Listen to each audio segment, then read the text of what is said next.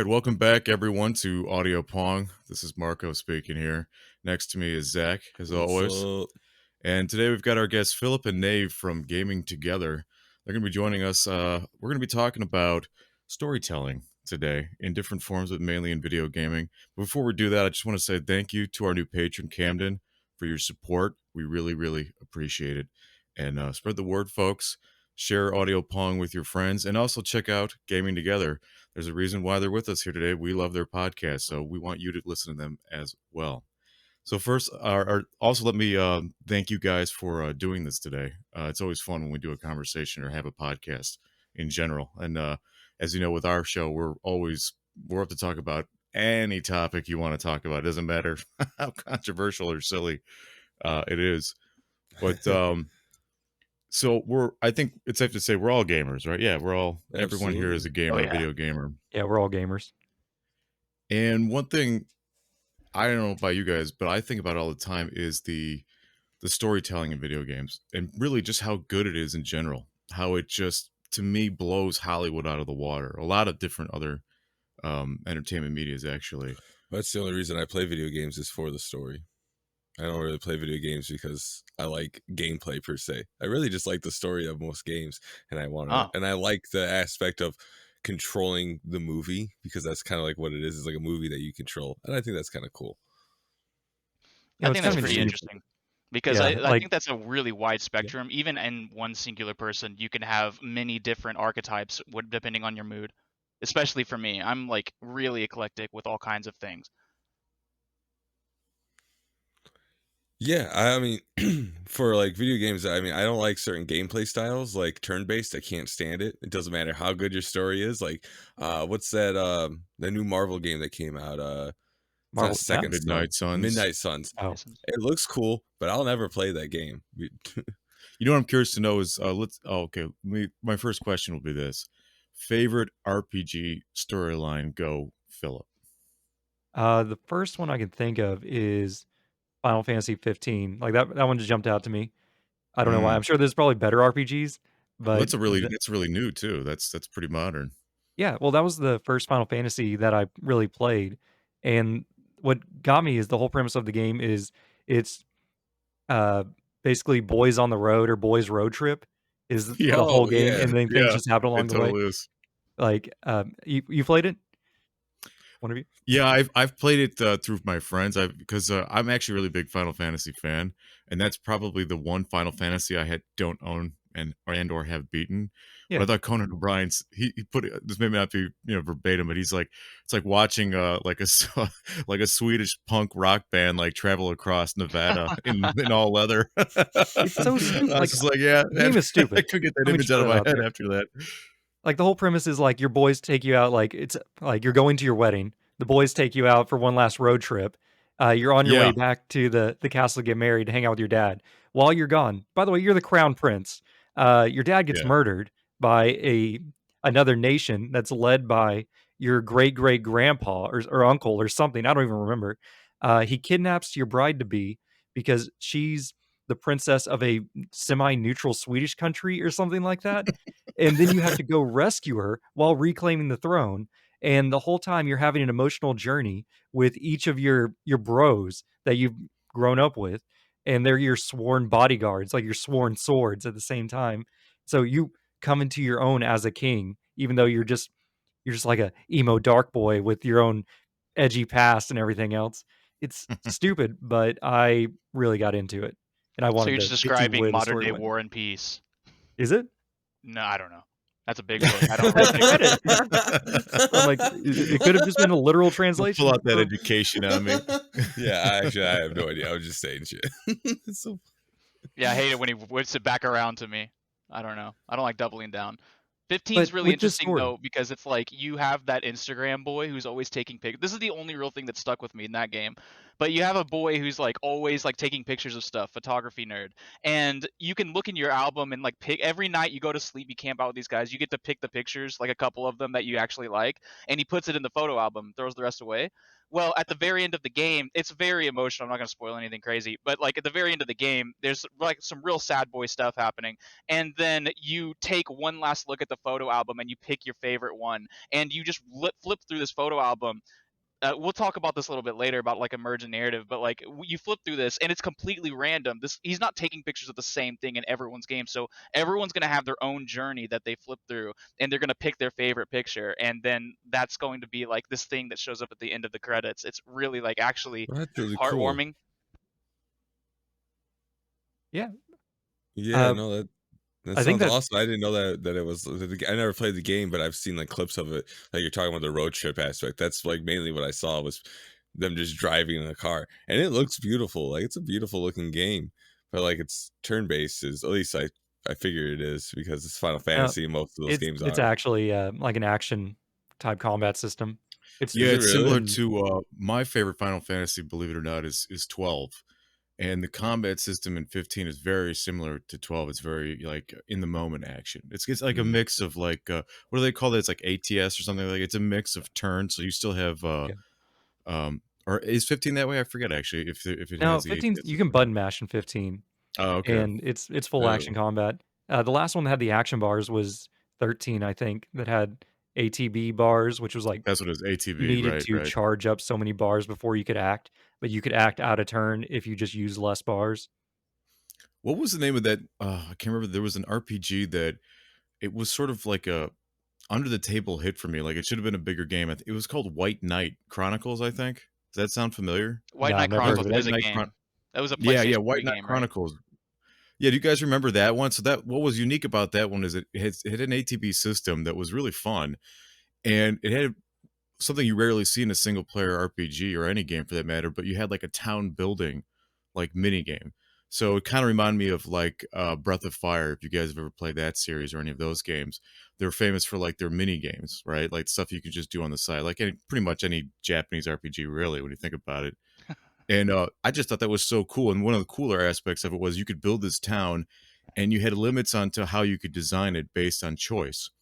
But then you could share that space with other players of White Knight Chronicles. So when they visited like a certain area of the game map, they would walk into your town, just like randomly, kind of like a Dark Souls multiplayer aspect before, way before Dark Souls, It's or pretty maybe cool. not way before, but yeah.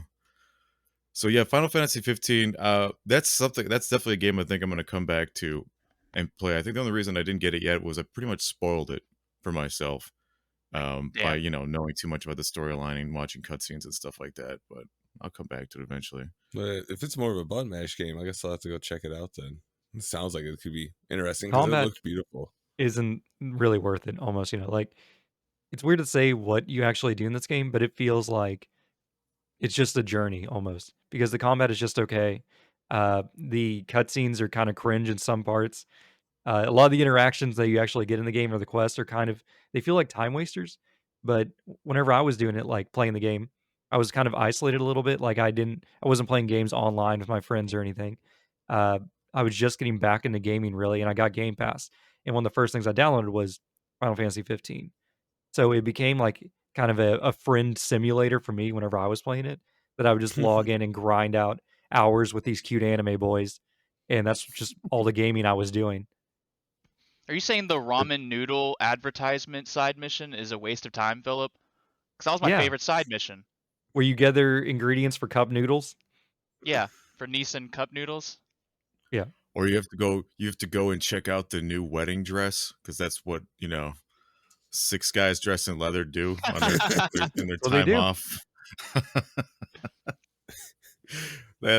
From what I did play and did see for the game, um, I don't know what the terminology would be, but it was a little off recipe, and yet not for a Final Fantasy game. I think it was just their modern attempt, like they're trying because that was what's I think historically cool about Final Fantasy games is they always try something new, right? They want to like wow you a little bit somehow, make it They're feel not fresh. Pokemon.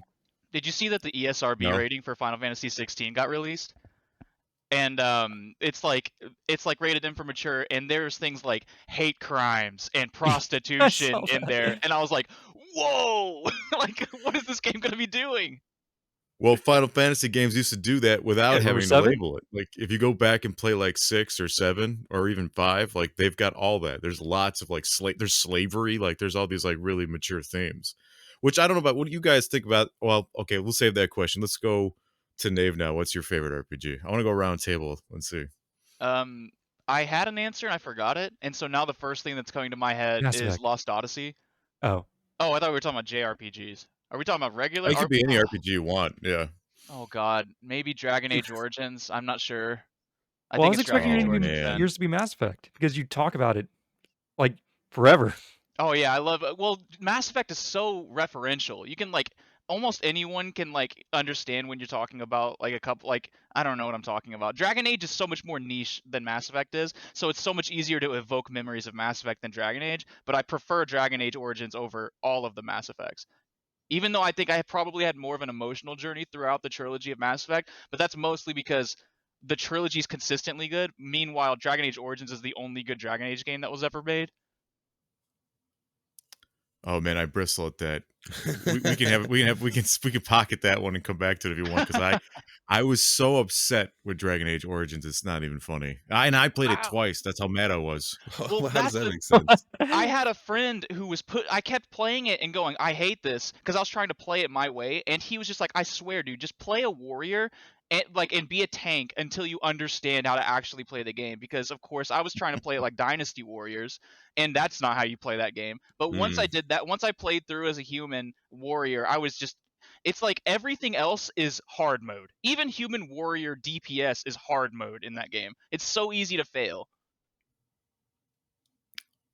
Oh boy, then all right, I don't know. I see for I'll say this, like I thought the exact same thing too until I discovered the bugs that that game had. So like one example was I thought warriors were just like every other game, right? The Yeah. running theme in my head is if you're melee, you're just sort of like the janitor or the bitch because everything else is stronger and better than you, right? So it's really just more like a thematic love as opposed to a functional one.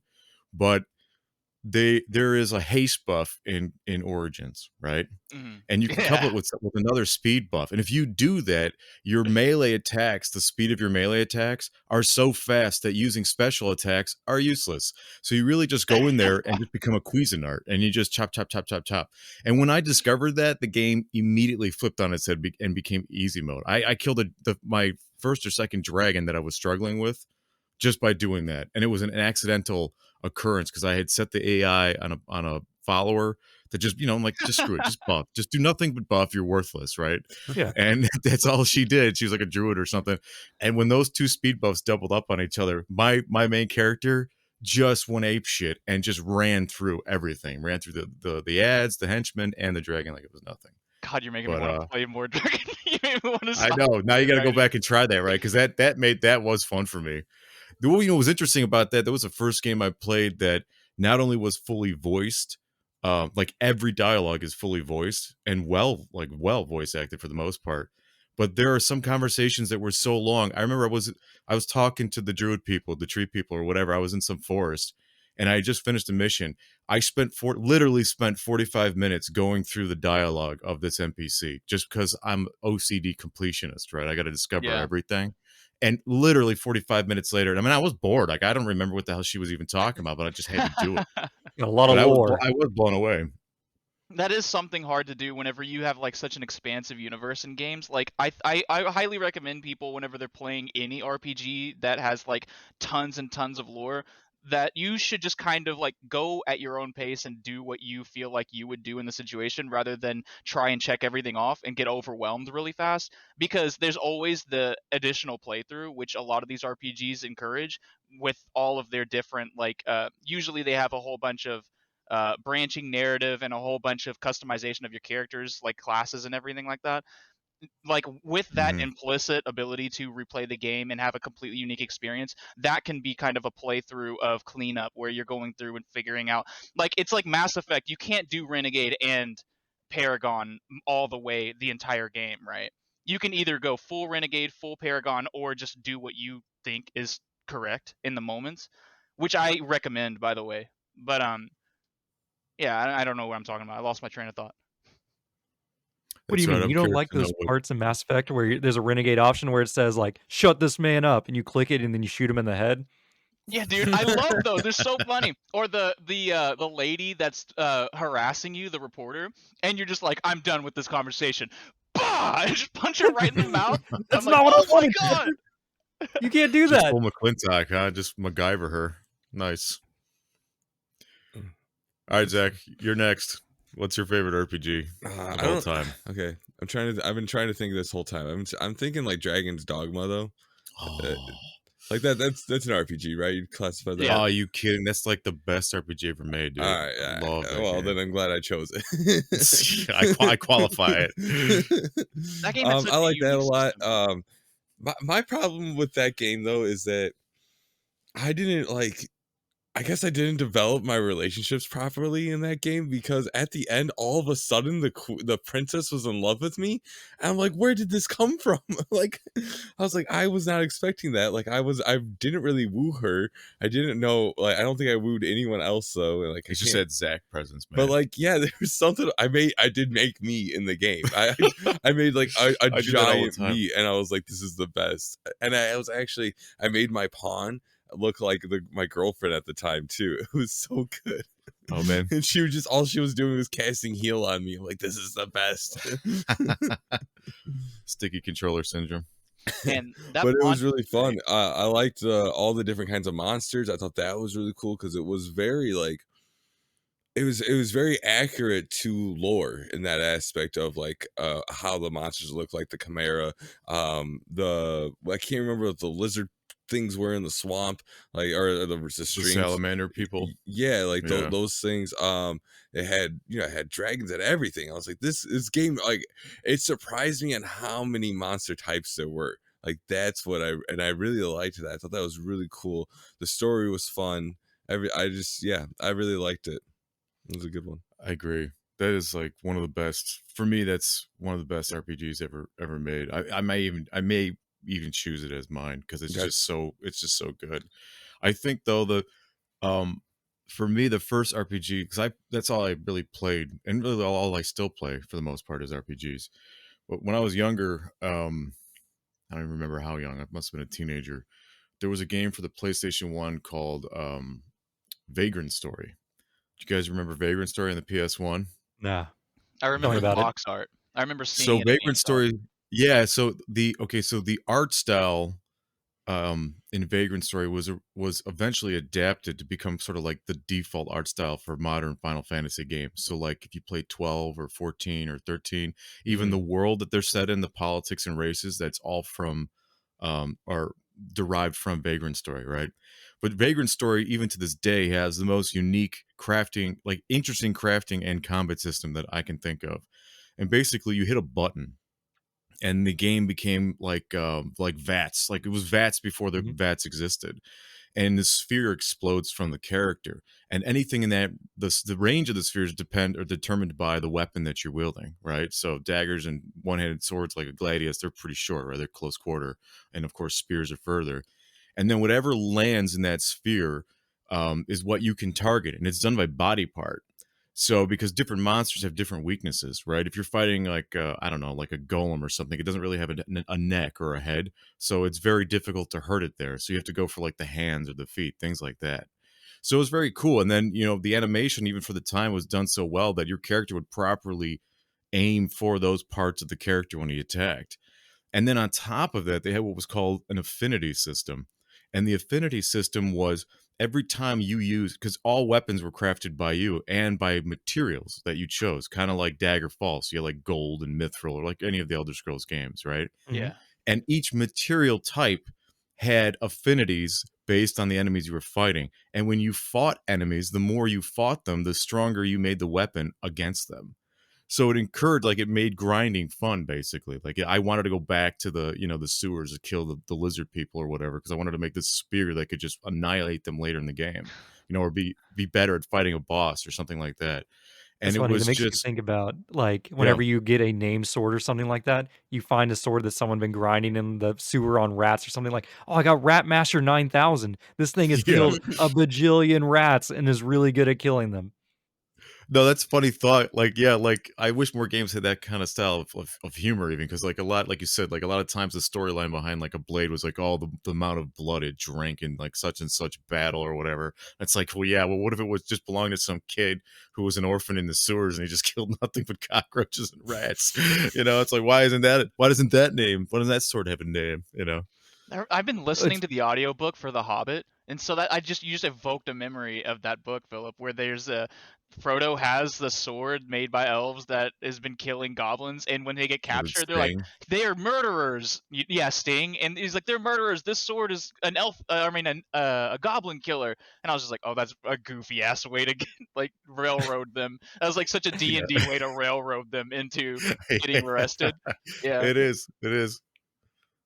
Even the context is kind of funny, right? It's just like because you see that so that's something that we could also talk about too that I noticed like modern how the storytelling the narratives have like adjusted based on the times, right? So if you notice like now villains aren't like cut and dry like they used to be, right? Like the evil, like Japanese demon emperor, just cut and dry, like, oh, okay, obviously he's bad. He just wants to destroy Yeah. the world with evil power. But now it's like, well, villains are just, they were once heroes that fell, or they were people who try to do good, but constantly didn't succeed or whatever. Like they have a troubled past. Like they could still maybe be saved. The kind of the Vader complex, if you want to call it that.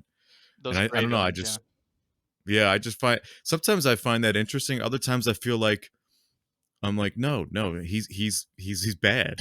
He's no good. Like he has to be eliminated. But But they, that's what I like about Marvel and like for comics is that like yeah, their villains are way more complex in that sense. It's like their that's true. morality, like Doctor Doom, like he's he just wants to protect his country, and that's what he cares about. And yeah, he kind of goes about it in a bad way, but I mean that's I find that interesting. It's like what are the motivations behind it because like in life I feel like evil people don't see themselves as evil, they Yeah. feel like at least that, and in general as long as you're not crazy, like you feel like you're doing the right thing for some reason, right? So like I find that to be imitated in art to be, I don't know, it's like an exploration of the mind. Hmm. I think there's room for all kinds of different villains like that. Like I really enjoy the human and relatable villains. Like, in DC, people read Batman because of the villains and their and all of their archetypes rather than what Batman is fucking doing, right? And so it's like there's still and there's still room for the black and white villain because it kind of also impersonates this primal idea, this like the malevolence of the universe. You know what I mean? The entropy that we all experience. Like everything is like the heat death of the universe kind of thing. This whole all almost every JRPG goes into this in the end game where you're killing God and stuff like that. Like trying to overcome literally the thing that cannot be overcome, and that's something that you can explore in video games because video games are so much more personal since you are the one interacting with the medium rather than sitting there absorbing a story that's being told to you. Yeah, Not to that's a make really this good a point. Final Fantasy podcast, but have you guys played Chaos Killer or Stranger of Paradise? No, actually, I have not. Oh I'm man, aware, no but I haven't spoilers. played. It's very But good. it is the perfect combination of the villain being a I don't know, like being a morally I don't know, like morally a good character that intentionally does evil things to accomplish good things. Like it's so good. Like the game is cringy and rough, but I loved it so much when we Oh, you played it just this made me year. think that see that so I do like, yeah, like I actually many times often I think I feel like I do like a villain who is someone who tried to do good and then for whatever reason, like the way you just describe it, you just made me think of a PC game called did you guys ever play um Dark Messiah, Heroes of Might and Magic? Yeah, I played on the No, Yeah, not sounds 360. much. familiar. Okay, that game, so that's a pretty simple kind of arcadey, like medieval first person shooter, if you will, Yeah. right? But it what's so awesome about that game is how well it lets you decide the fate of like your own character's fate and really kind of the fate of the world. And what I liked was when you discover like the whole time the game starts off cookie cutter, evil necromancer sending the undead after the living. Oh, what a bad guy, right? Yeah, But kill then you him. find out that what he's really doing is he's removing the evil, like the evil humans, like the evil living people from the world, right? In order to prevent this demon, which is basically the game's version of Satan, from returning to Earth. So he's doing the dirty work to save humanity, but humanity doesn't understand it or doesn't want to understand it, and that secret is kept from the people as well by of course the people in power, who are generally the evil ones, that they're the real corrupt ones. So you get, it's kind of interesting because you gain these demon type powers, and you can decide to like let them fly free in you and just go crazy with it, or you can subdue it and become a sacrifice, become a martyr, and let the villain kill you at the end of the game. I thought that was really cool. Like I don't think I've seen that since. Oh, well, that sounds just like almost Dark Souls 1, just some slight twist. Are you guys Dark Yeah. Souls fans, any? Oh yeah, I actually I've been a fan of what's the studios? I always forget their name. FromSoft, FromSoft. Yeah. So I've been a fan of theirs ever since the Kingsfield Kingsfield? games. Yeah. Oh, my brother and I used to sit down on the couch, and I would rent like a Kingsfield game, and we would just take turns playing it, or we would just watch each other. Like that was archaic streaming for us, right? Yeah. It's like couch Couch streaming. streamers. But yeah. So yeah, I love those games, and it's funny to me because it's always the same story. Like especially with the Kingsfield games, it's like quite literally the same plot in every game. Find the Sword of Light, kill the Dark Emperor. That's it. Like every game, it just plays out differently. Well, you brought up, like, having a choice at the end. It Yeah, it's very interesting how many games go with that choice at the end, and how it leaves it so much open to, like, interpretation. Like, the end of Dark Souls 1, spoilers. At the end, you can kill God and basically break the cycle and doom the world right. to possible darkness, maybe, question mark? You're not really sure. Or you can absorb God's flame, ignite yourself, and become God again and continue the cycle until another person comes and does the same to you. Basically, replays the whole game.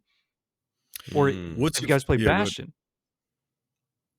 Because Bastion? Bastion Oh yeah, yeah. Bastion. That's another like sleeper hit, and then that's like what that's in the early days of independent like studio games. That was like a really quality game, Yeah. that I would say. Spoilers for Bastion. At the end, like, there's a huge cataclysm where there's two warring nations.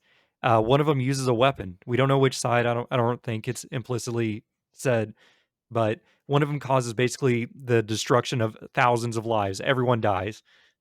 You find out there's a bastion with a failsafe for this cataclysm that can revert back right before time travel. Everything goes back. All your memories are gone. No one remembers it, but maybe things play out differently this time. Or you can use the bastion to fly off and maybe find a different place to live. You have basically like two other survivors that are with you, and you guys can just escape pod away from this part of the planet and maybe find a life elsewhere. And so you get a I choice at the end of the game to replay the game, like just restart everything, redo everything again, or move on. So it's like, do you believe that maybe humans will be better this time around, or do you just move on and let the past be the past? I think what you guys are hitting on really well is that video games have the ability to have this choice and consequence. Um, oh, am I freezing? No, I'm good. They have the ability to make this choice and consequence like at the forefront of their narrative, and that makes everything so much more interactive. Like having the ability to change what the outcome of the story is and what uh, the ending will be. I, it reminds me of stuff like the Goosebumps choose your own adventure kind of things, where you flip Mhm. to page 50 if you want to jump off the ledge and stuff like that. Um, that's really the only way that I can relate this to any other medium or of media. You know what I mean?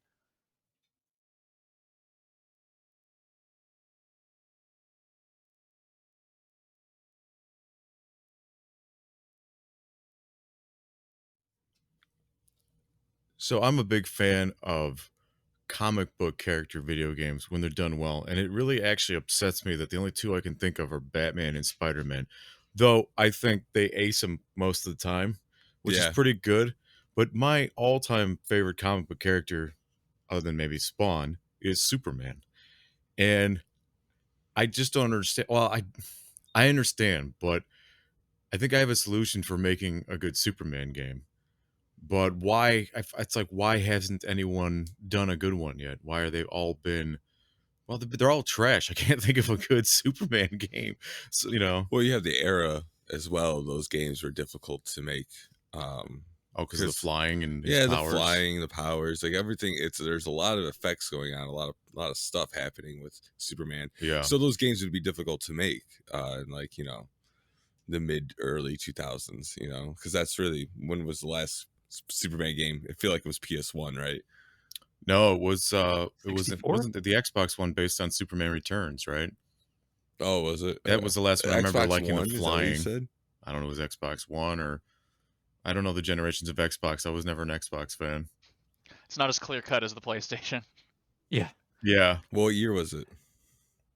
I mean, it was right after when Superman Returns came out in what, 07, 08, something like that? Yeah, so Around then. that's like PS2 ish. Yeah.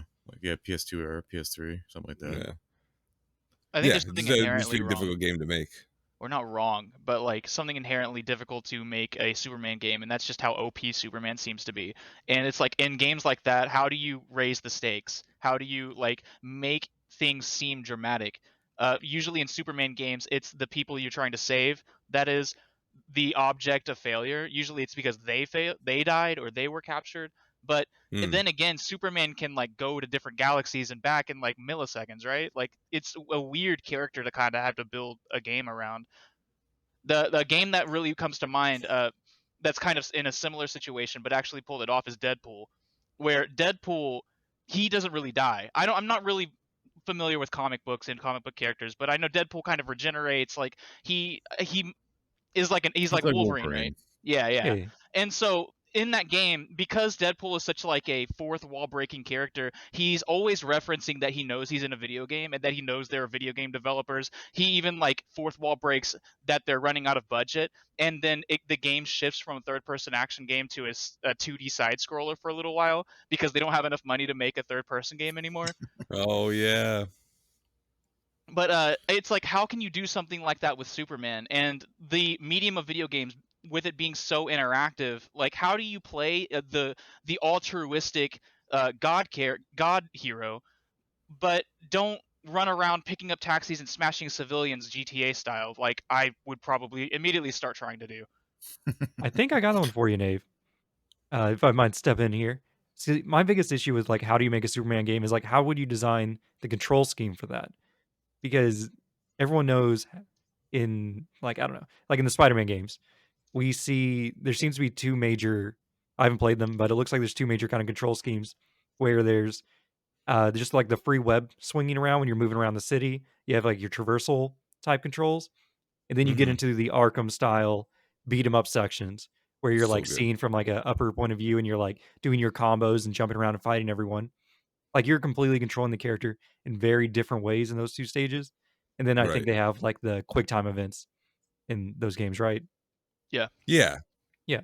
So I feel like to make a Superman game, you need to have more clear, different controlling sections where maybe like you're like we talked about how he can fly to different universes in milliseconds or whatever, insanely overpowered.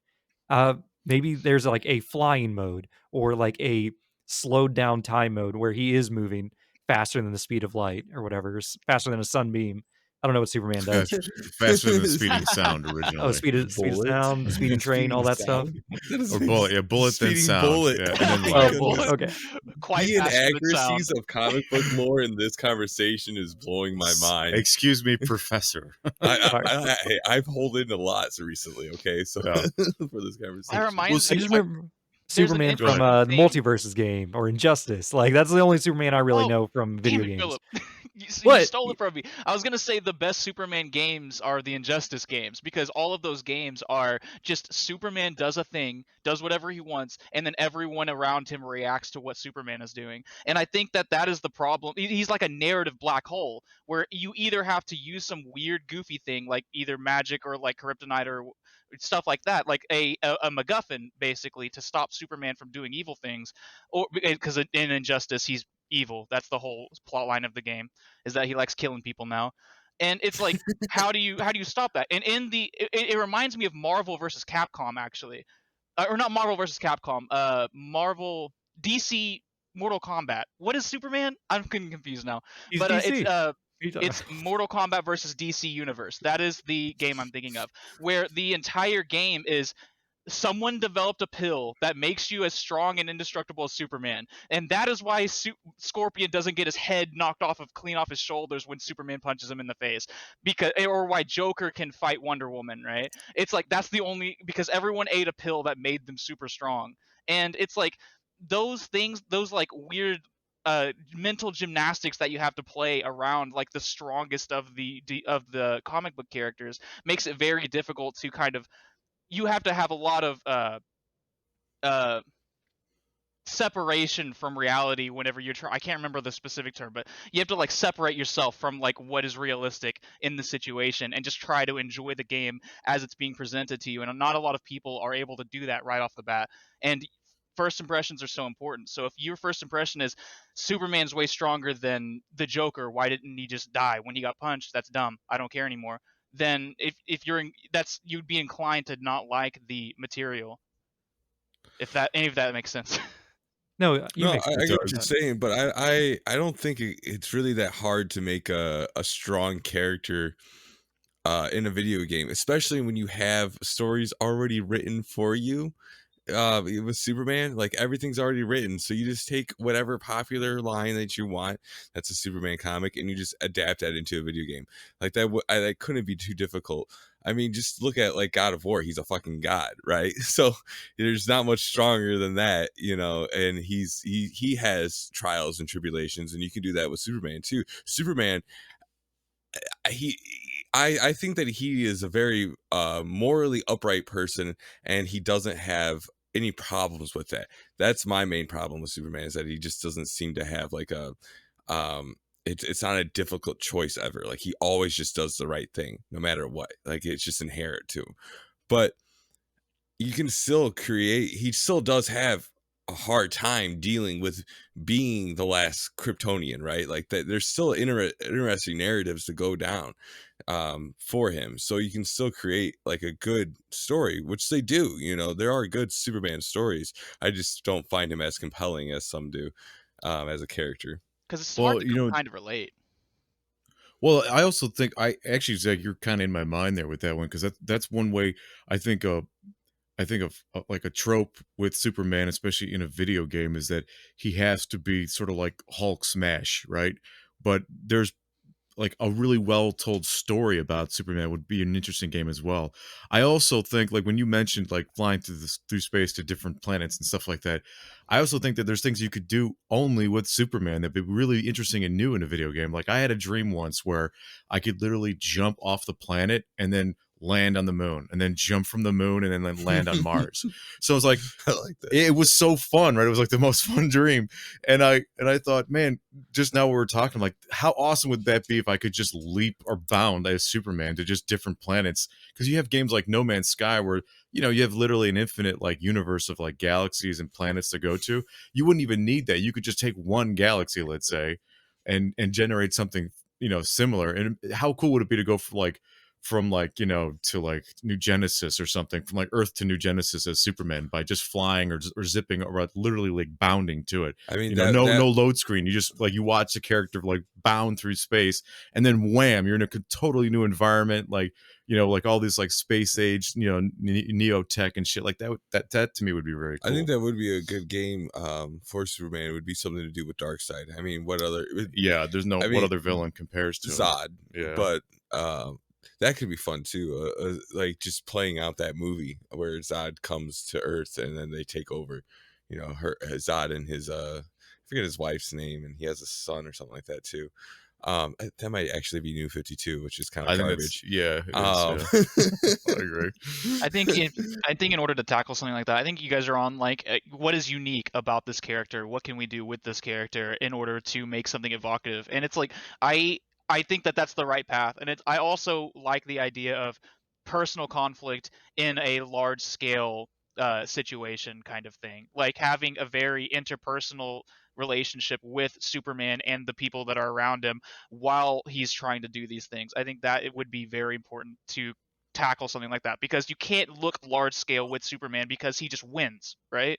Like he just like Well, what he it whenever you brought up God of War, it really reminded me of a lot of the with God of War Ragnarok just releasing recently. There's been a lot of this looking back on the entire series and remembering these kind of uh cognitive dissonance moments where it's like God he put his fingers in the face of Zeus and ripped him apart, but you can't walk over that tree. Like you have these moments where it's Dude, like you're in God of War like trying to solve a puzzle and it's like why can't Kratos just like jump 50 feet in the air and land on the top of that and then hold his it's like it makes everything very confusing whenever you try to make a huge character a human in both the story and physically.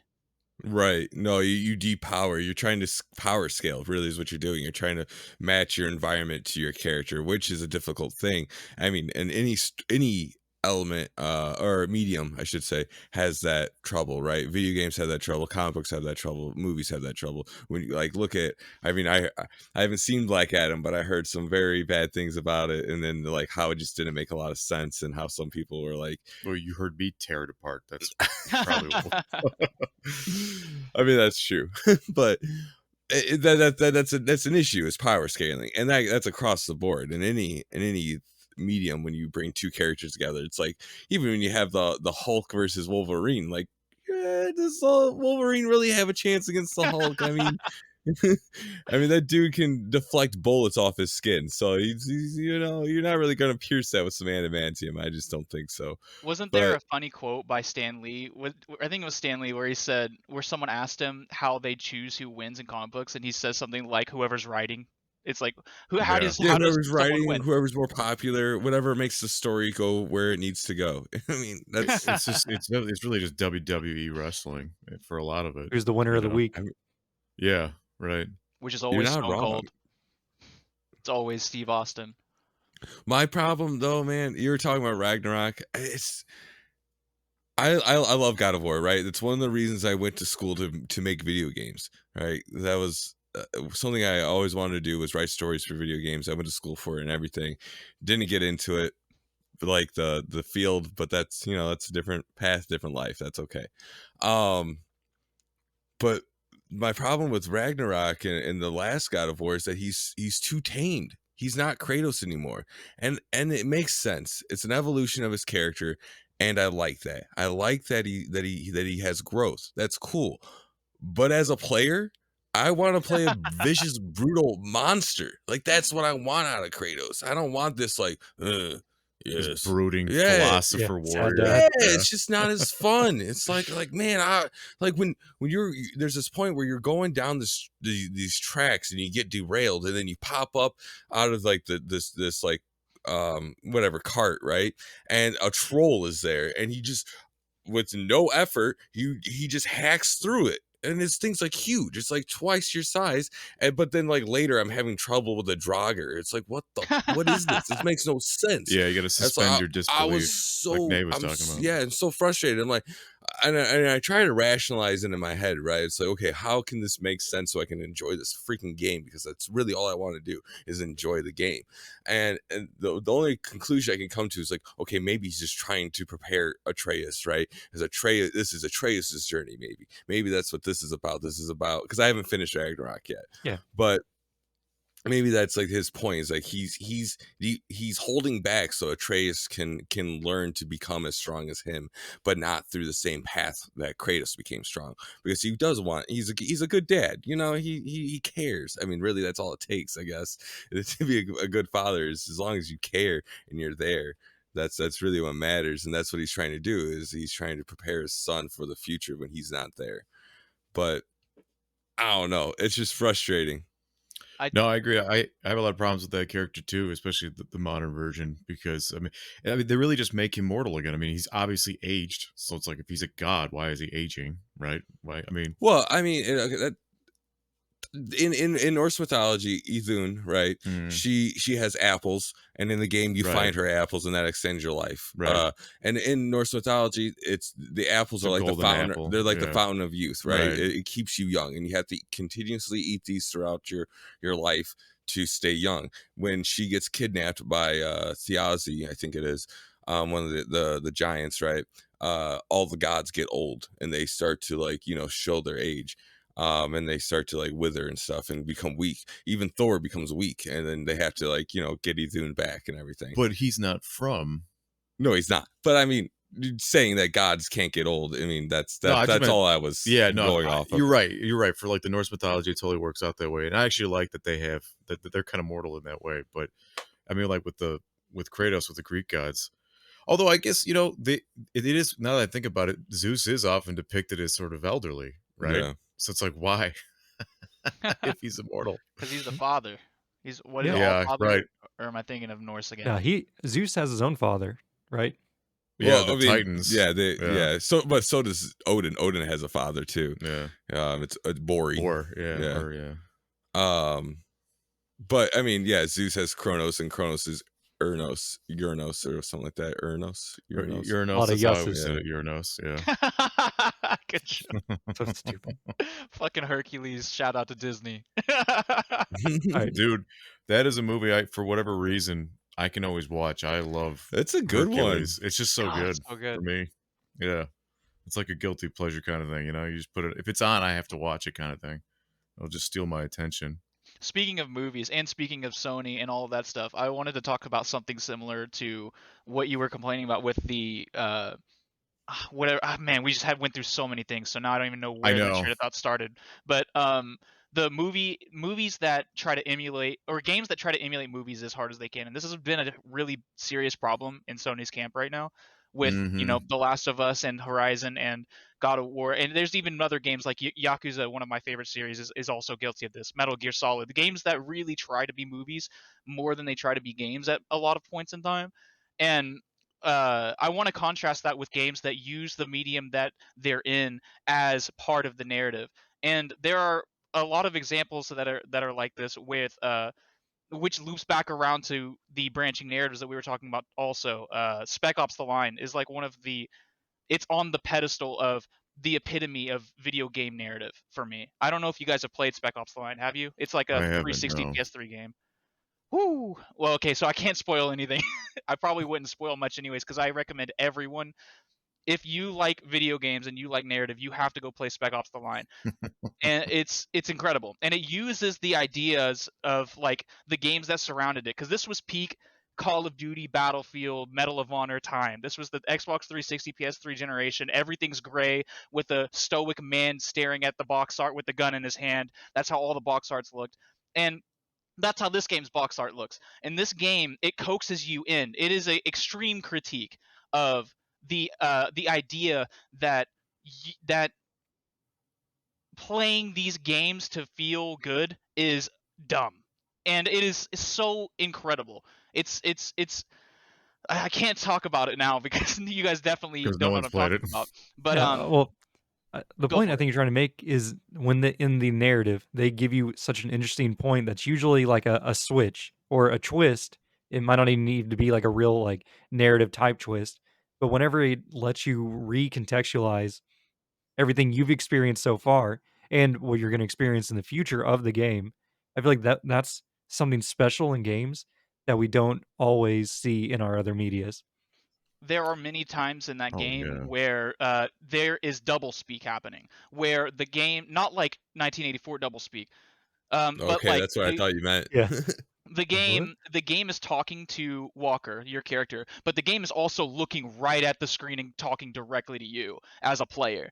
And like there are many things, like what Philip said, where you experience something late in the game that flips everything on its head, that whenever you play through a second time recontextualizes literally everything that happens in the entire game. And that kind of incredible perk is unique to video games because of their interactivity and because of like the culture surrounding the video games. I'm not sure in like a generation that Spec Ops: The Line will be, as time goes on. I think Spec Ops: The Line is a little bit less impactful than it used to be, but you can still see this incredible almost finger wag. It's the heart of darkness of video games. You know what I mean? Like when it's so compelling and it's so interesting, and it's like $2 on Steam all the time. So it's like there's no excuse for Well, then I everyone. have to get it. Yeah. If you have an Xbox, it's backwards compatible. I've played through that game more than Dragon Age Origins. I beat Dragon Age Origins like 11 times. I've beaten Spec Ops The Line probably 20 times. I've played it for many people just to experience them getting through these plot points and experiencing the cognitive dissonance and experiencing the rug pull that happens over and over throughout that story. And it's incredible. Well, another point, or a game you guys more likely have played. Have you played the first BioShock? I haven't actually. Oh I my I don't gosh. know. I They do call the myself same a thing in gamer, there. but man, I find more and more when I talk to serious gamers, I'm not a gamer. I'm a very passive, narrative-driven, story-based game is what I like. You know, like I don't play hardcore or anything, I guess. Well, that's fine because what I always explain to people when I'm talking video games is I understand that I'm like the very small minority of people who just it collectively does everything, but it's like just the fact that you haven't played like seminal pedestal games, like that doesn't mean that you're not a gamer. It just means that you have more to experience in the future. People like me love it when someone goes, "I haven't played BioShock," and I go, "Play BioShock. You're gonna love it, and I can't wait to talk to you about it." You know what I mean? That's the kind of person I am. I love hearing That that is a someone great does enjoy perspective. it. Thank you for sharing that. You just lifted me up. The guru of gaming. Only positive, my son. That was very nice. That was well said too. That was perfect. What is Bashak? I'm trying to remember. Oh, BioShock. Bioshock. Sorry, I misheard. I was like Bashak. I'm like, what is this? Like some That sounds really Indonesian? good. That Like, sounds like yeah, it's some kind of Hindi game. I would play that though. yeah. I played the Bioshocks. I played the first one. I forget how I got it for free. I played it, and then I was really impressed. So when the second one came out, I just bought it. I think for the PS3.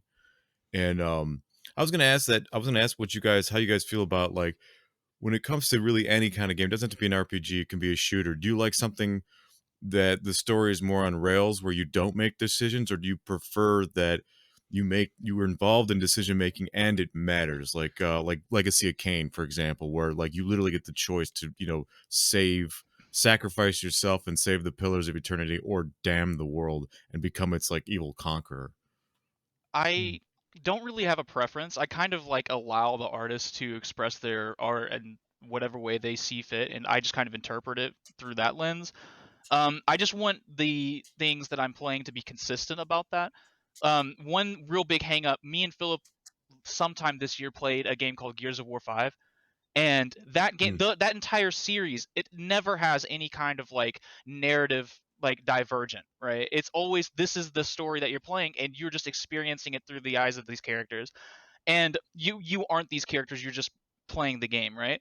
But there is a moment in Gears of War 5 towards the end, I'm not going to spoil anything, but there is an extreme narrative choice that has explicit implications either way. And we had like a 25-30 minute argue, like a legit argument on the podcast and even off the podcast. We argued about this probably for 2 hours straight, just trying to figure out what was correct in the story, and we couldn't pin it down. And it's it's a moment that completely soured my entire experience, that one random narrative choice at the end that chooses your ending, because it's not like, is it the good ending or the bad ending? It is like specifically like how what is the canon ending of Gears of War 5 now? Because that means now when you play Gears of War 6, someone's going to be wrong, right? And you're going to go into Gears of War 6 going, either that or they have to split the game and either shelve these characters because one could be dead, one could be alive, so now they're only side Well, characters, or like they're in very they did that with Mass Effect, right?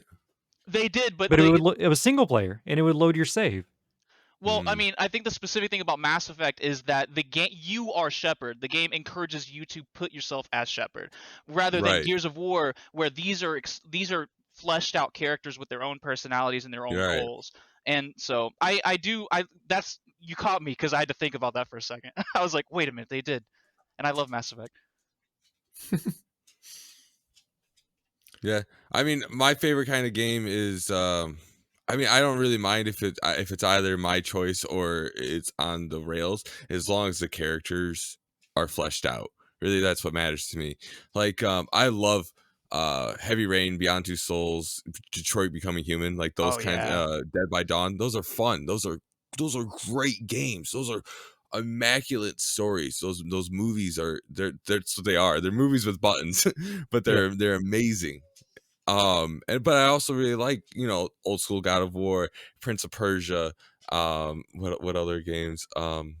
I can't think of I can't think of any titles right now. But I also do like on the rails like storytelling. So for me, the mode of storytelling doesn't really matter as long as there is a story to play, explore. But I don't like games like Skyrim, and Oh, blasphemy. I know, right?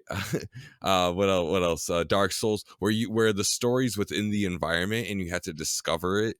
I That's just not, it's not fun for me. I don't want to spend hours reading. Like this is not only is reading already difficult for me, but it's not just what I want to spend my time doing. I would much rather like be playing a movie. Like that's pretty much what I want. Well, in defense of Dark Souls, there's actually 2 narratives at work in the game. You have the in-game lore, which you can research and experience or watch, 30 hours of YouTube and get the full story.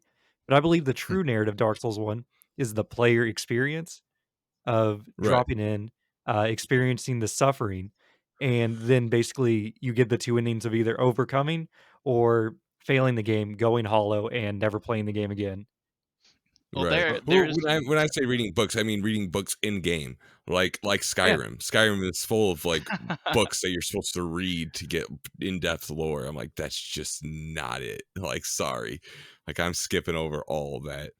Well, Like, in defense of Skyrim, though, I think Skyrim is a theme park when it comes down to it, of where you can just yeah, go where you want, ride what ride you want. And even in theme parks, they have like the museum section of like, oh, Disneyland was founded back in 1939 before the war or something like you can go and read that stuff if you want to get the backstory. But that's wait, not yeah, why that everyone goes into the theme park to begin with. the theme You know? park right. I get motif what is you're saying, interesting. but I mean, I don't want to. When I play a game, I want the story, and if the story's not. Okay, I got you. If I have to discover the story, like that's not fun for me. Like It I want makes the story being told. most games usually have like a skeletal structure of a narrative, mostly to just motivate you to get from point A to point B. It's like in your Breath of the Wild, you show up, there's Ganon, that's the end goal, and then everything you do is adding to the idea that you have to defeat Ganon.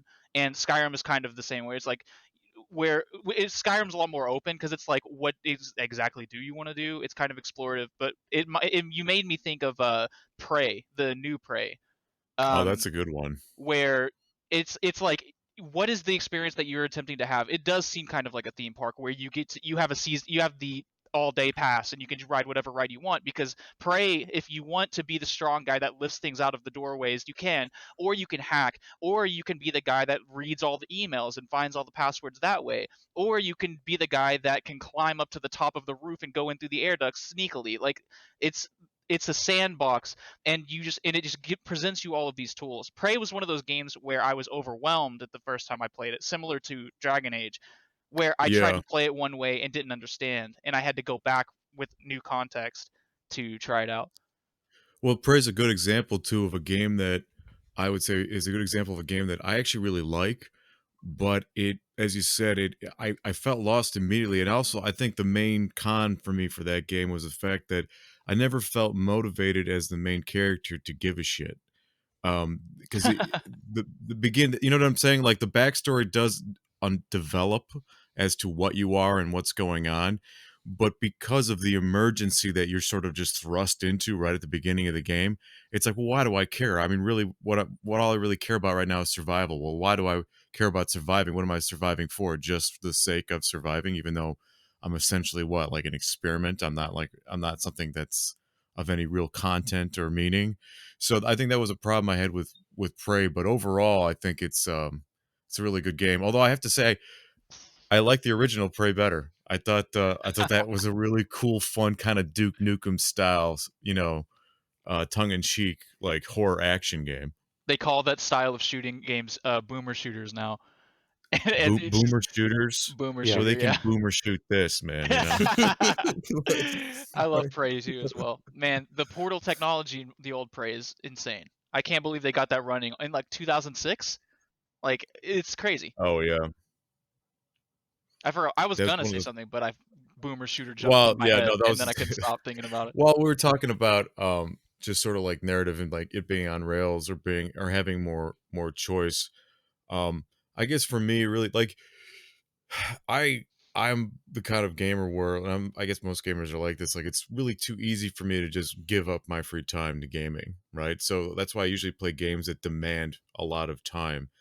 And it's sort of well, here's something I wanted to bring up. It depresses me now that there's so much time wasting elements of modern games, especially in Dude. modern MMOs.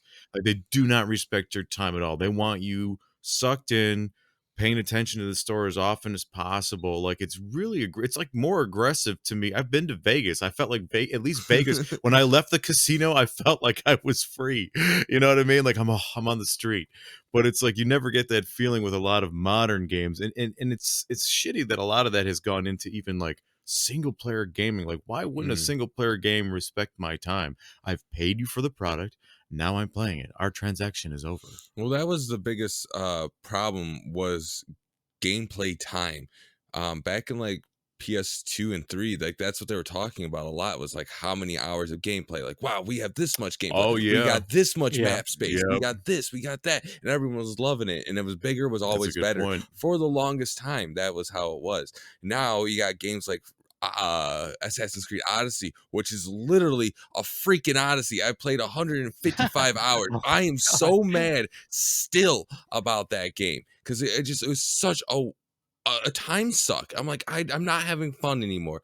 Like this is no longer enjoyable. Like I'm just Yeah, the level grinding of tedium. and it was tedious and it was back and back and forth and the fast travel was not um elegant. It wasn't convenient. It was always all over the place. I'm like, this is it was infuriating. I hated how big it was and how much I had like just open sea. Like there was just it's like why?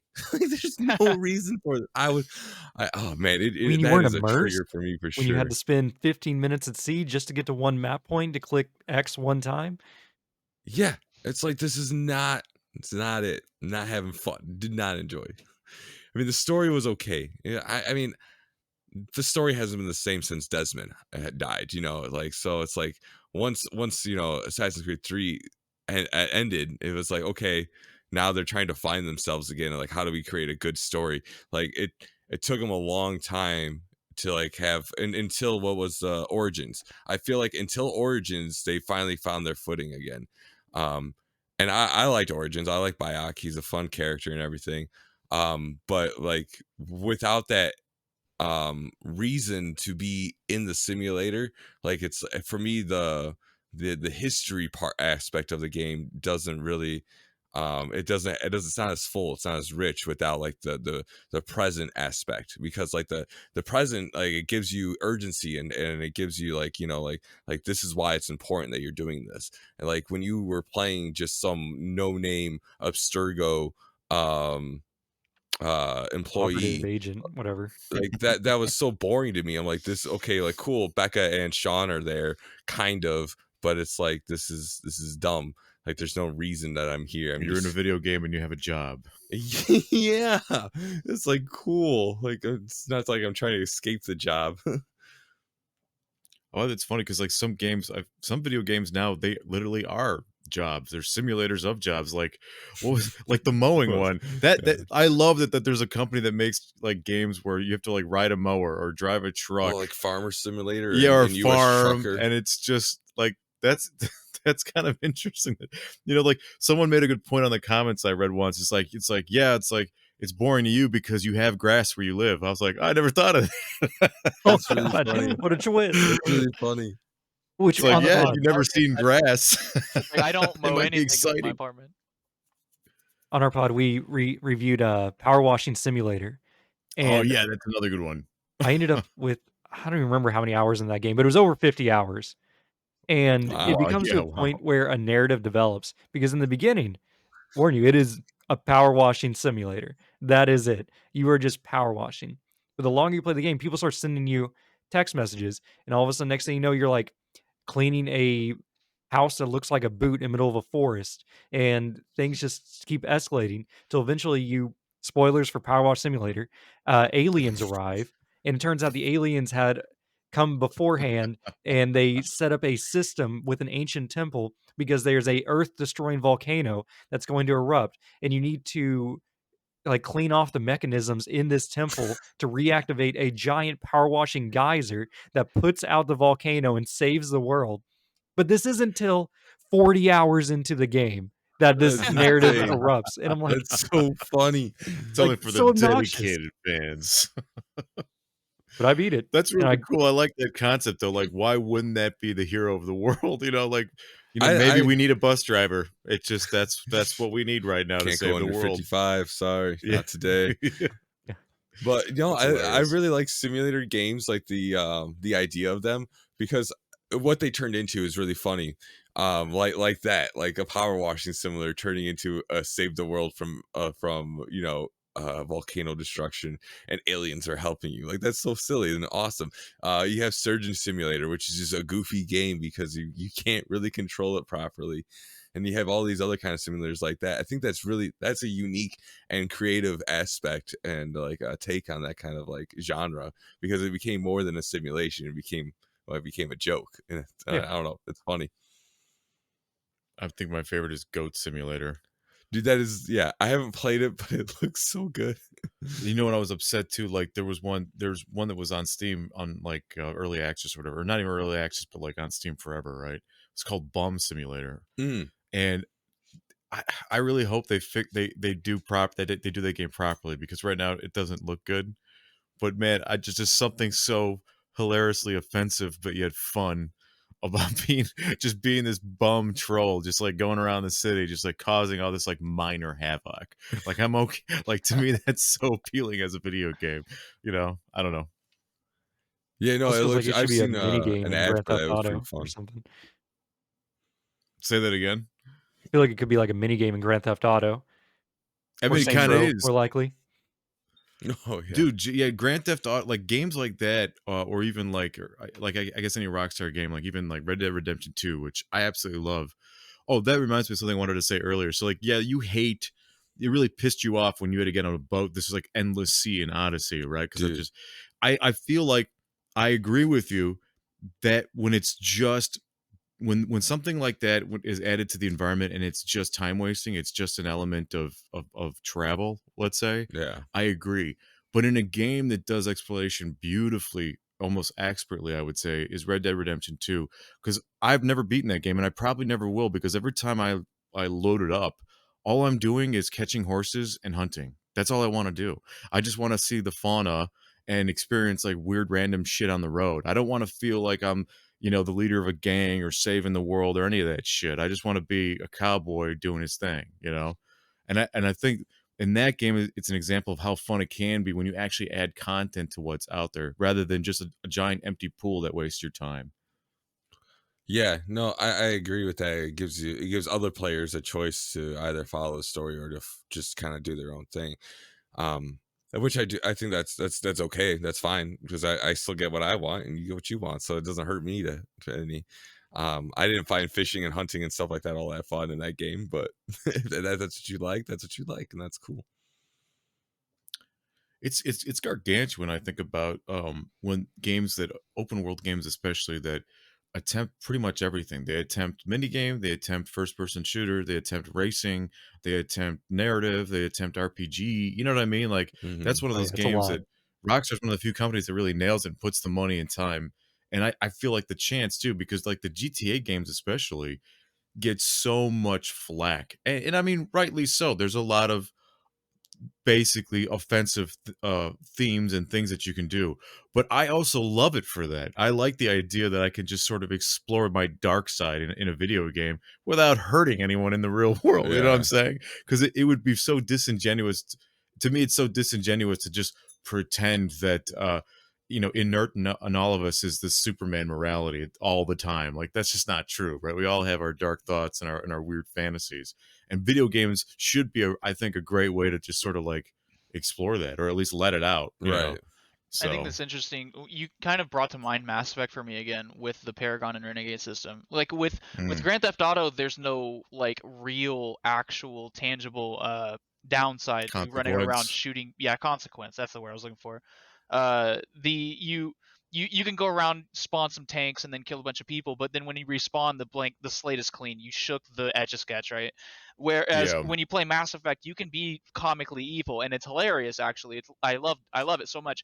But whenever they came back with the analytics at the end of the trilogy, you see that it was like 96% of everyone chose Paragon choices rather than Renegade choices, like in each Hmm. of the games. And it's like Mhm. whenever you present a actual like uh uh consequence to your actions that is irrevocable. You have to reload a save if you want to go back. Like most people tend to not explore that evil side, and it almost brings Yep. to mind like it's like the devs went through countless hours of working on this evil content for almost no one to ever see it. And it's like how much is too much? How much is it until Hmm. you breach that line to it being a giant waste of time? Where when they went into Mass Effect Andromeda, they tried to open it up. They didn't have a evil and good. They tried to have like 8 or 9 different things. Like this is the logical choice, and this is the whatever choice, and this is whatever, and that ended up being a clusterfuck because nobody liked it. It's like it almost this binary is something that's like deep in our medulla oblongata or whatever we have in our brains. It's like we They're want that great kind of live, choice. man. Yeah, we want No, to have yeah, I those think choices. philosophically, I think that well, I mean that to me that's the basis of morality is consequence, right? It's like we've talked about this many times in other episodes, and I don't want to open Pandora's box, but just to quickly say, like one thing that social media, especially, but that distance, sort of like pardons us from is the real consequence of being mean, right? So it's like Louis C.K. put it beautifully once on Conan O'Brien. He's like, if you make fun of someone's like a feature of someone's physicality in person, and then you see them react in an ill way, you feel bad. Oh, that doesn't feel good. I hurt that person's feelings. But if you do it on your cell phone, you're just kind of like, oh, that feels great. Like screw you. You're ugly. Dunk on Like them. yeah, yeah. So it's like it brings out I think what is like sort of this I don't know what to call it, the safe bully, the woke bully, whatever you want to call it. And it's awesome that video games kind of like in a weird way remind us that that's how we function. It's like we don't want to be like ill or do bad things consecutively because it changes us in an ill way and it makes us feel shitty. I mean, in life maybe, but in a video game, for me, Yeah. I almost always choose evil if I can, because evil powers are almost always better. I mean, if you go with what's Dante's Inferno, Mm. the evil Mhm. power, the evil path was way more fun. What? The crosses were so strong, though. Yeah, it's not as cool looking. Yeah. It was way more fun to be evil. Like The those power power, of Christ compels you, man. not Yeah. me. And then what was the other one that I was gonna say? Infamous. Infamous. Yeah, yeah. The evil powers in Infamous were way better. It's like they just worked better, and it was way more fun. And I don't have to worry about civilians, and it just doesn't matter. It was great.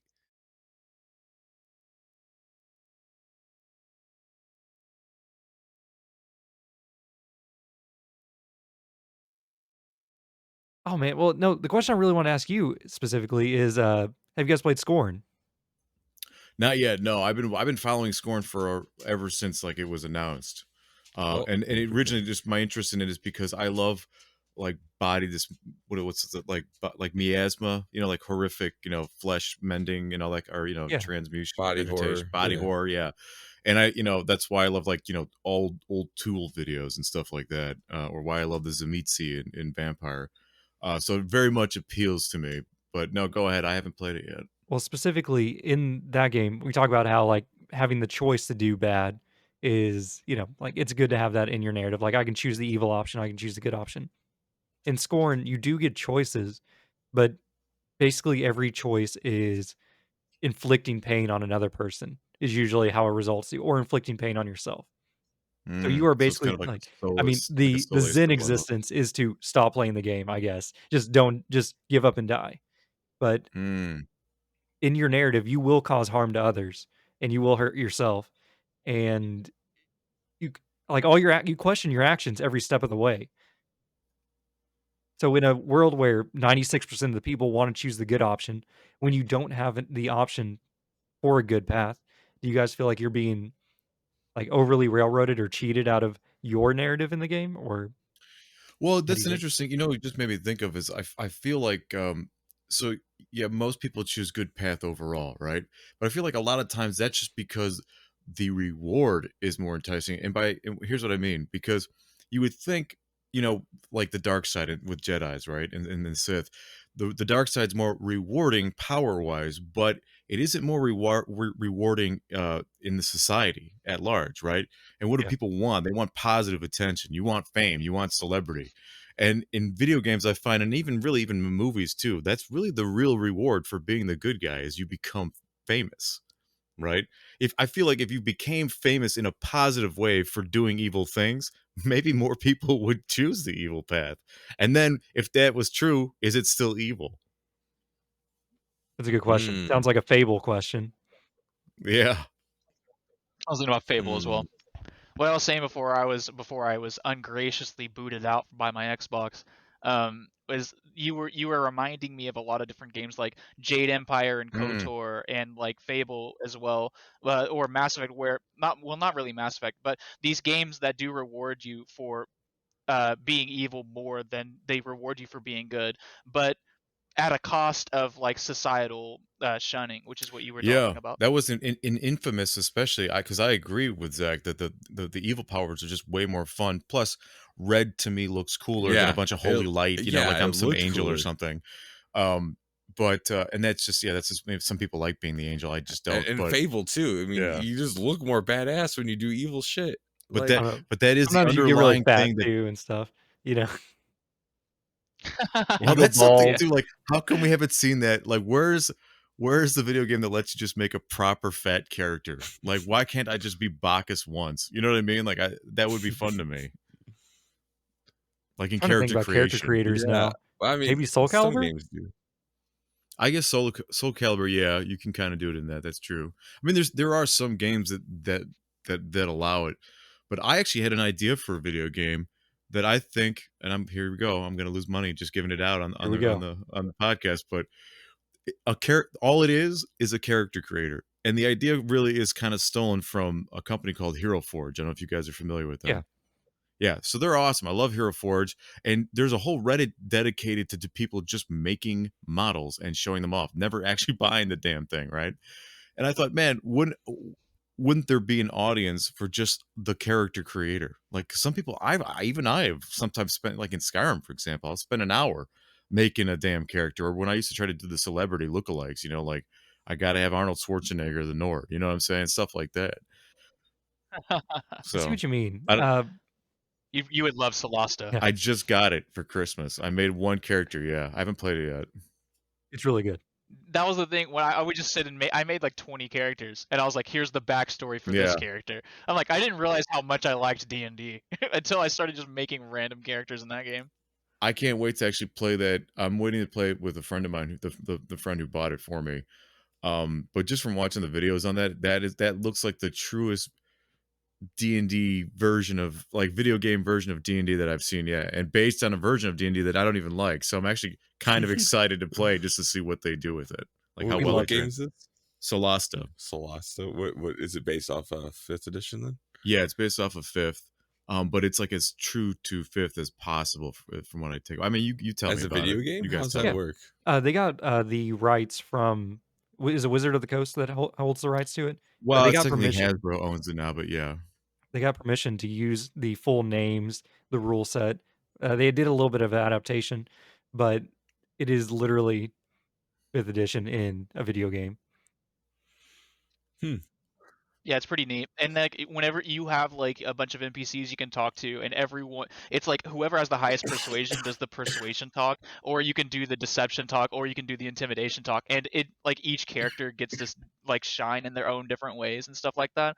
And like most RPGs, most customizable games like this, a lot of the fun comes from just breaking the game, finding ways to do that, like you were talking about in Dragon Age Origins, Oh and yeah. that was a lot of my fun Oh as yeah. well. Was trying to figure out how ridiculous I can make my Well, that's the thing. barbarian. Like once the game reveals to me that it's got cracks, I'm water. You know what I'm saying? Like I'm That's a just good gonna way to find put more it. cracks. Yeah.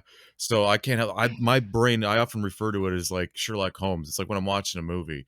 If I'm watching a movie or playing a video game, that I'm smarter than, it actually pisses me off because I immediately start rewriting the script and the plot, and in my head it's better, and I'm pissed off that it's not what I'm playing or watching. Yeah, and then I figure shit out. I figure shit out too early. It's like, okay, I used to be bad actually. I had a friend who couldn't stand going to the theater with me because I was that asshole who would just be like, I'd lean over and whisper, he's like, he's gonna do this next, and this is the reason why, and she's actually dead. You'd be like, dude, shut the fuck It's up. fucking Like, I'm Dora trying the to watch the Explorer. movie. Relax, you know? Yeah, yeah. So I've gotten rid of that. I don't do that anymore. But yeah, like it's really something that, I don't know, triggers me, I guess. I had this moment in time where like there was a lot of people who would come over and we would just smoke a lot and we would watch movies, and they made me watch what is it, One Flew Over the Oh, that's a Cuckoo's great Nest, one. and they'd pause it every now and then. They'd be like, "Hey, what do you think about what's going on?" And I'd start explaining stuff, and they'd be like, "He's fucking calling the movie. He's fucking figuring it out Yeah. already." So I mean, it's kind of fun to do that, but at the same time, it's a little disappointing. That's why I love when a movie like properly surprises me, or like a video. Oh God. So going back to Dragon's Dogma, just for an example, there's many other examples, but one thing I really, really loved about how the narrative was done in that game, the story was told, was that it was in the game and it didn't hold your hand at all. Like there's a scene, and the game's old now, so I don't care if I spoil the scene, but there's a scene where you go to meet the princess in her chambers, but it's like late at night, but that's the only time you can go to see her, when she's, the guards are few or whatever. So you go to speak with her, and then you hear the king coming. So you hide. And it's actually quite comical if you make, because I had a giant character one time too. So you don't really, you're like behind the, like, her dressing, what do they call that? Like her The armoire? wardrobe. Yeah, yeah, like her armoire, whatever. You're hiding behind the furniture, and you can still see like your hat poking out. But anyway, so the king is coming, so you hide, and the king gets into an argument with the princess over something, over a topic you don't understand, but it's interesting. So you're kind of like listening in, and then suddenly he starts choking her. And this scene made me feel really guilty, because in life I am very hot-headed about men who hurt women, right? They may even be in the right. Maybe maybe that's like some evil woman that's like trying to kill him. I don't know. But my point is that really triggers me. And in that scene, when he was he was choking her, and it seemed like for kind of a long time, kind of like Kratos versus Zeus time, like, is this going to end? And then he kills her, and I did nothing the first time I ran through that scene, and it really bothered the fuck out of me. I was like, oh man, like, could I have saved her? So of course I reloaded. It was far back. I played like another 20 minutes to get to that point again. He's choking her, and I come out around the corner, and in that game you can grapple like targets, which is really cool. So I literally just lift the king and throw him like against the wall, like, shit crashes. Yeah. And I'm just like so thrilled in this moment. I'm like, oh my God, this is awesome. Like, yeah, bring it on, king. And it does. It saves her if you do that, but you have to make that choice physically. And boy, that stuff, like, I think even now it bothers me that the first time I watched that scene, I was just expecting it to, the game to do its own Yeah. thing, like I didn't matter.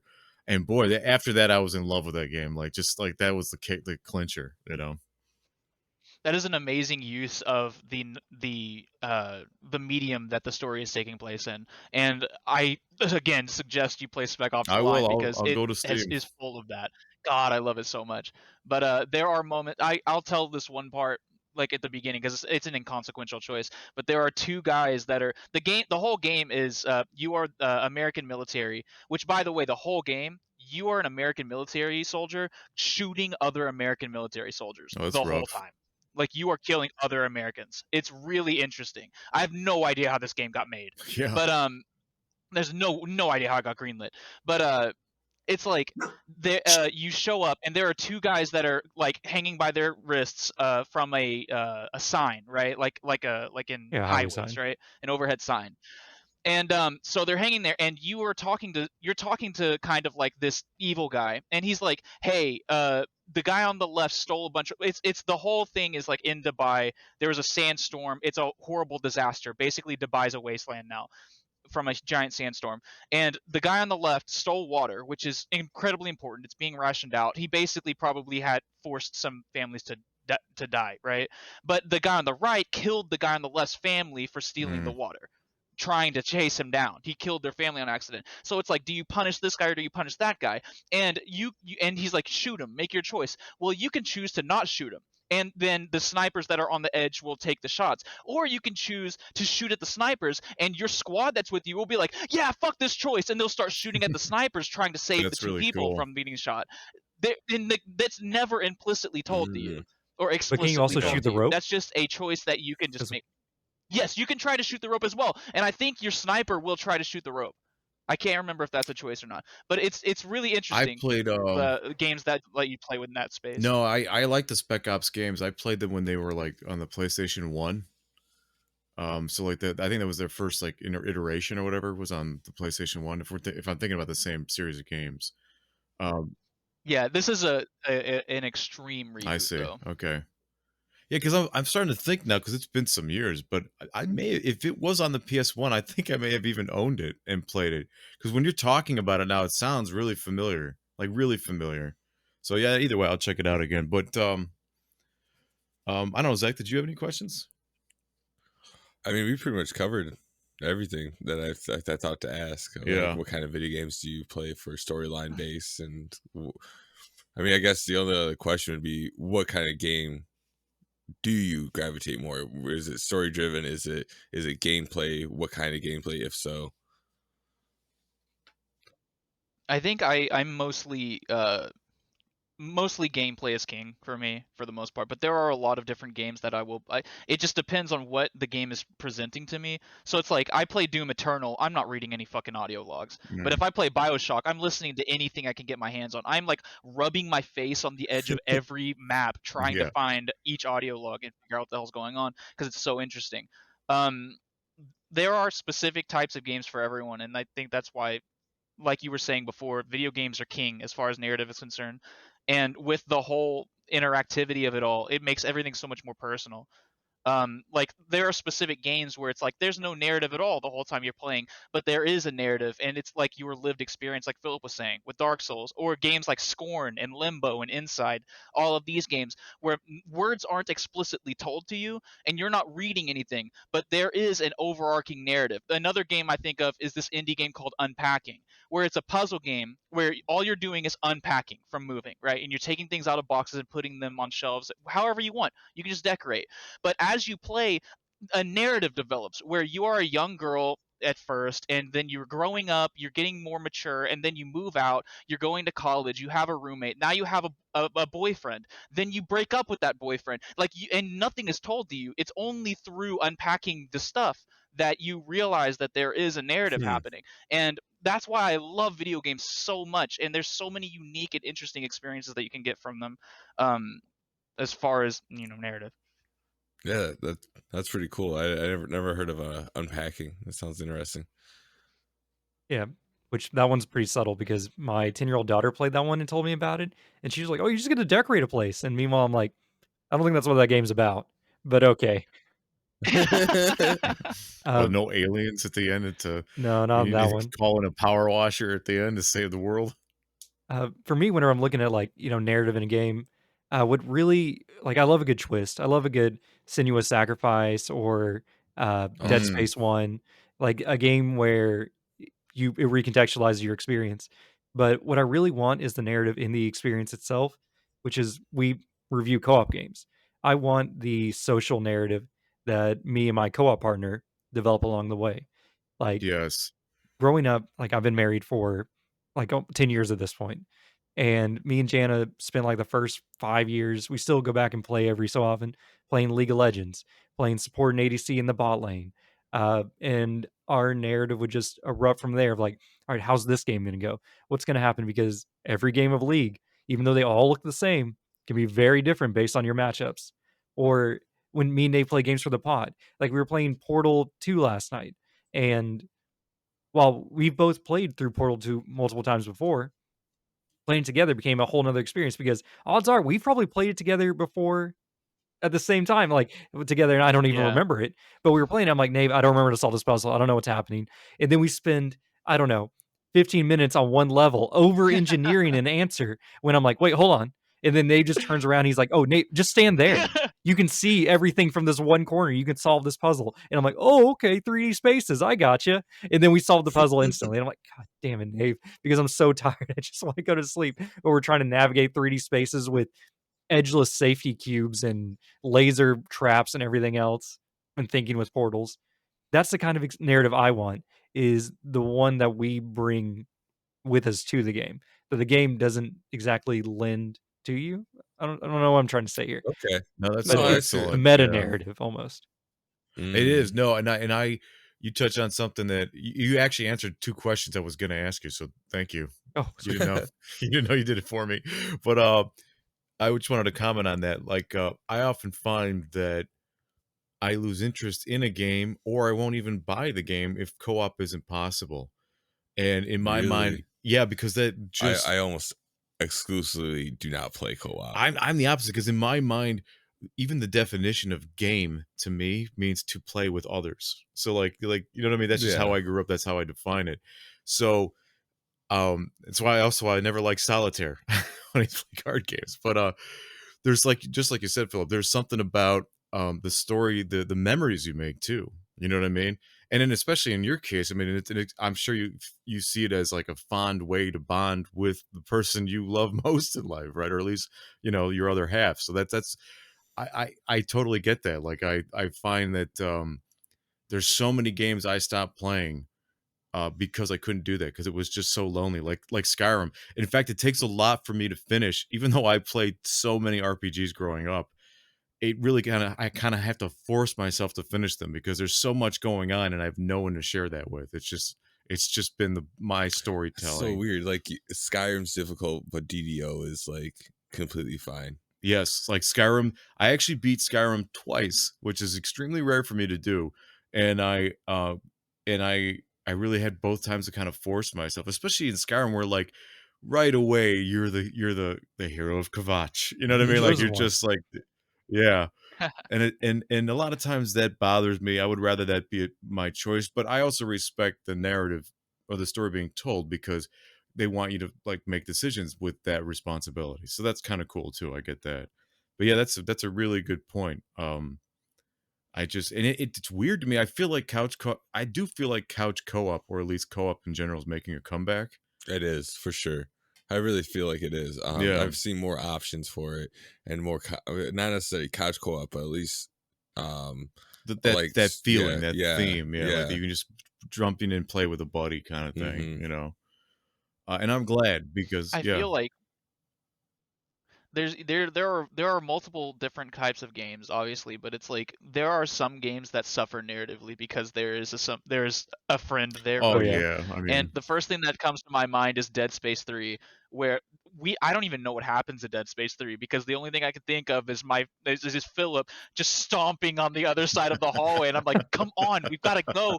It's this way, and Philip was like, oh, sorry, I got turned around, and it's like it's horror games specifically are incredibly interesting when it comes to narrative because there are some games that can really knock it out of the park, but it's the interactivity of the game and the subjective nature of playing as something rather than experiencing it through a screen. Like whenever you watch a horror movie, there's a director and an editor that are explicitly, this is exactly, everything is in place exactly how they want you to perceive this Hmm. thing. But whenever you play these horror titles, it is like, I can't explain to you how often I'll be playing a horror game and something goes I was and I'm like, facing the wrong what way. was that? And I was Yeah. looking over there. I didn't see the scare. There was something scary and I was looking the wrong way. And it's like when I think back to some of the most uh effective, scary moments in video games, it's always moments where I didn't have control or something that was predetermined. So the moment I did something specific, the game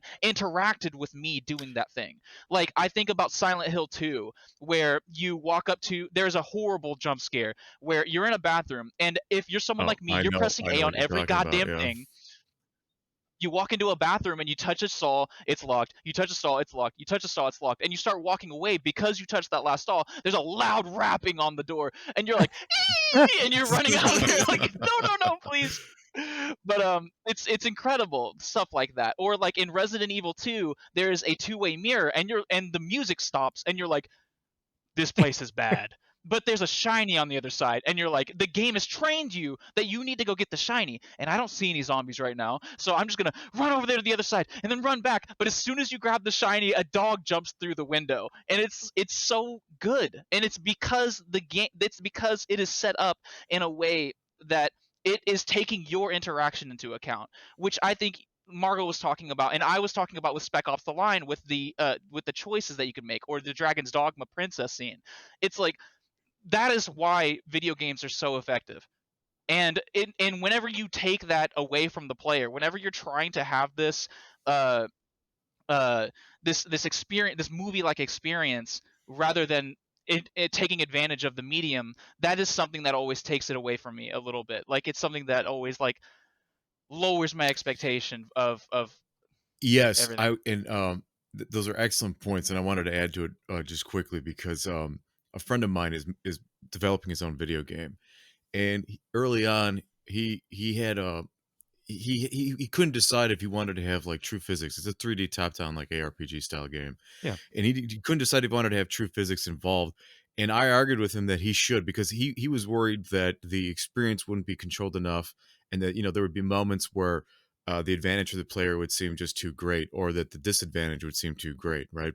And I said, you want the player to experience unpredictable error, because comedy comes with error, and I said, and vice versa, and that's a teacher, and it's fun, right? It's really funny when like you hit like a dynamite barrel, it bounces off the wall, and the ogre catches it and just detonates, right? Like shit like that, that was completely unpredictable, right? You didn't expect that to happen at all.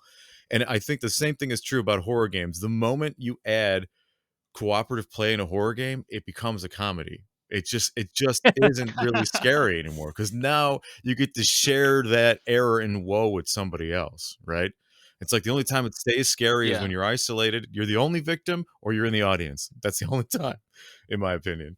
So Well, yeah, and I like that though. I think that's part of the fun, right? I know this can really damage the narrative though in some points. Like I remember we were playing A Way Out, which is a prison escape thriller, and at the very beginning of the game, Nave was over there. He's getting like beat up in on was it the yard or whatever, and the whole point of the is my character's supposed to go over there and rescue him.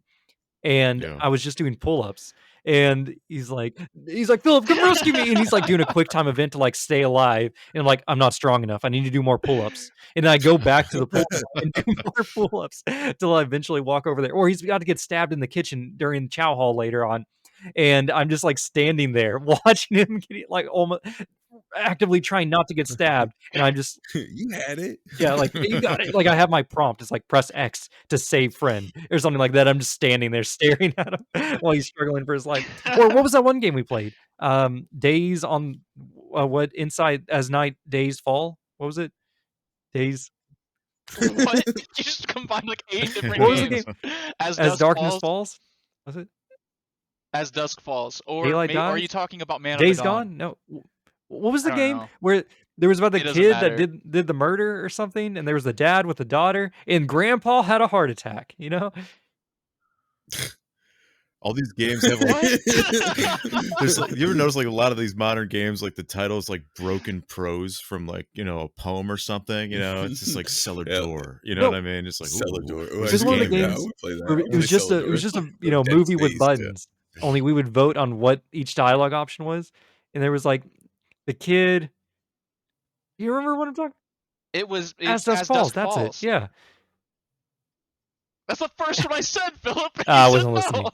But that game is a narrative Okay. experience, but because of like, Nave and me electing to choose some of the stupid options, the story significantly got worse as the God. game went on, where we were Mm. obviously not getting the A Like, there plot. was a Oh yeah, and it ruined our experience because the game is just a narrative, and so we made the dumbest choices the whole time because usually there were consequences.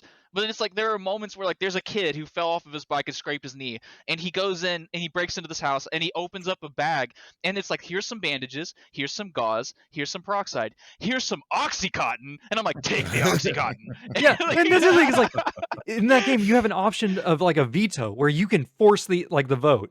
And so like I'm like, no man, just take the bandages. This kid's like 10 years old and he has like a scraped knee. And then Nave's like, veto, you're gonna take a whole, and the kid pulls out the bottle, gets a handful of painkillers, and just downs him. It has no narrative impact, by the way, because at that point it doesn't affect the story because Yeah, nothing instantly someone happens. comes home and it's like, quick, hide. Where are we gonna hide? And we're like, hide behind the door. And so the guy walks and opens the door, closes the door, looks to the left, and sees the kid standing there right next to him. You're like, well, he was on a lot of painkillers. Wasn't thinking very straight. I love that kind of shit. That makes me think a quick story. So you guys are familiar with the Trine games? Yeah. Okay. So if you aren't, if you're just listening or watching, Trine is 3 characters with specific skills working together to solve puzzles in like a 2D, like a 2.5D, like side scroller, right? And the very first game, the very first Trine I had on PlayStation 3. So we sat down. It was me, my brother, and a friend of ours, and we started playing. Well, we're like debating who's going to play what. So I took the warrior, my friend took the archer, and my brother took the wizard. Well, the wizard is arguably like the toughest player to play because he's got with a controller. You had to use the D-stick to actually draw your spells on the screen, Oh no. and the lines that you make design like these like it's like scaffolding shapes, basically, like a carpenter would make on a construction site, right? So if you want a bridge, you got to draw a straight line. If you want a box, you got to draw a box, right? My brother was not good at this, and his approach to solving the problems was so unpredictable. We just didn't know like what he was going to do, but we were at his mercy to avoid like lava and spikes and shit like that, right? So because he couldn't draw like properly with that stick, like sometimes we just needed a bridge. It's like simple, like, oh, okay, cool, we just need a bridge, Pete, give us a bridge to get across this this lava or this alligator pit. And then as I'm like midair jumping, I get a triangle. So now I'm just trying to like juggle my ass, like, do I go back to safety? Do I try to cross? Like, it was just hilarious. It was just one debacle after another. And I remember my friend just laughing, I think that's the hardest he's ever laughed maybe in a video game. I mean, he just couldn't talk. He was red faced and crying from laughter. And my brother was like, he wasn't like having as much fun as we were, like, because he's trying to struggle. Really he wants to be a good wizard, yeah, and he's not. So that is That's the narrative I'm like, talking about. Exactly. Yeah, that I think you're maybe right. I think overall that's probably the best type of narrative, like you said, meta. I like that, the meta narrative, the one that creates from the play itself with the people you're playing with.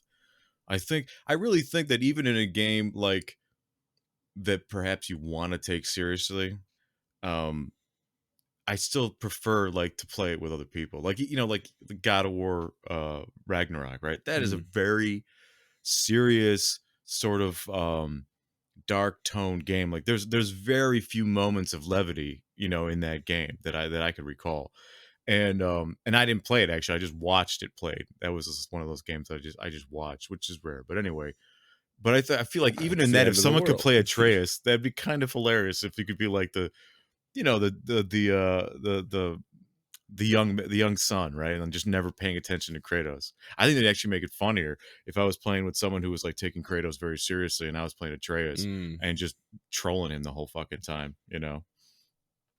But anyway, so is there any final stories or comments or subjects you guys want to bring up before we wrap this up? I'm the worst at this. Yeah, I mean, I really.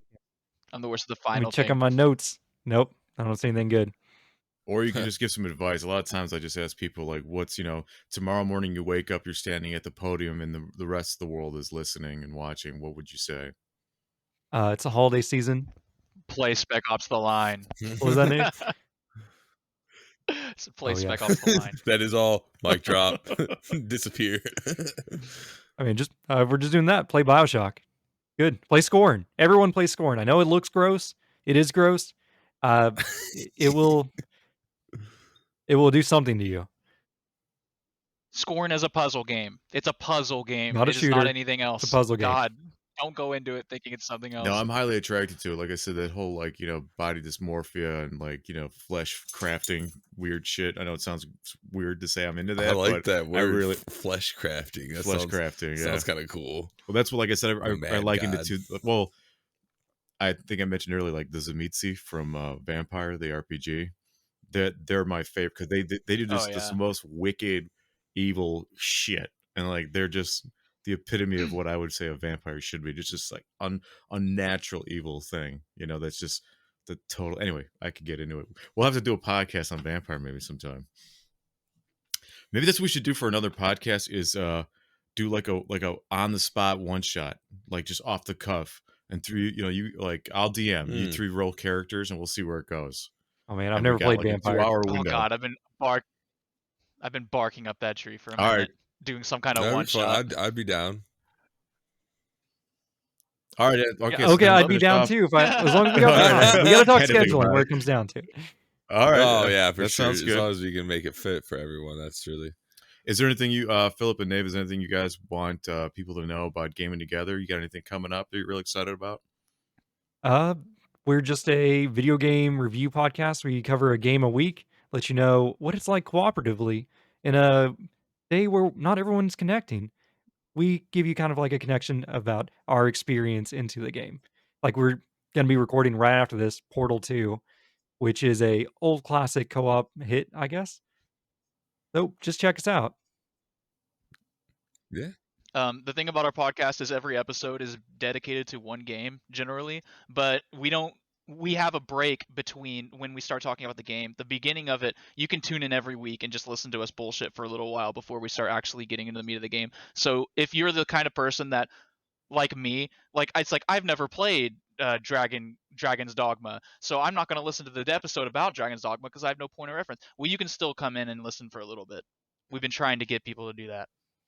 Yep. Awesome. Well, it's a pleasure to have you guys. Zach, take us home. Anything you want? What should our viewers know about?